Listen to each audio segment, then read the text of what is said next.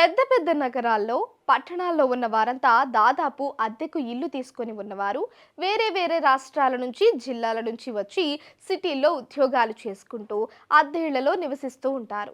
అయితే కొందరు అద్దె ఇంట్లో దిగేటప్పుడు కొన్ని రకాల పూజలు, సాంప్రదాయాలు పాటిస్తారు. ఇల్లంతా శుభ్రం చేసుకొని ఇంట్లో పూజ కూడా చేస్తారు. అంతేకాదు అద్దె ఇంట్లో దిగేటప్పుడు కూడా పాలు పొంగిస్తూ ఉంటారు. అయితే ఇలా పాలు పొంగించడం కరెక్టేనా? అద్దె ఇంట్లో దిగేటప్పుడు పాలు పొంగించాలా వద్దా అనే విషయాలు చాలా మందికి తెలియదు. మనం ఏదైనా ఇంట్లోకి వెళ్ళేటప్పుడు పాలు పొంగిస్తే మంచి జరుగుతుందని భావిస్తారు. మరి దాంట్లో నిజమెంత?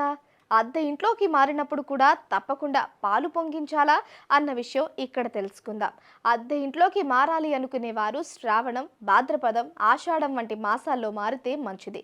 పాడ్యమి, పంచమి, విదియ, తదియ, సప్తమి, దశమి, ఏకాదశి, ద్వాదశి వంటి తిథుల్లో అద్దె ఇళ్లలోకి మారవచ్చు.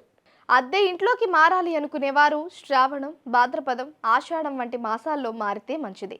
పాడ్యమి, పంచమి, విధియ, తదియ, సప్తమి, దశమి, ఏకాదశి, ద్వాదశి వంటి తిథుల్లో అద్దె ఇంట్లోకి మారవచ్చు.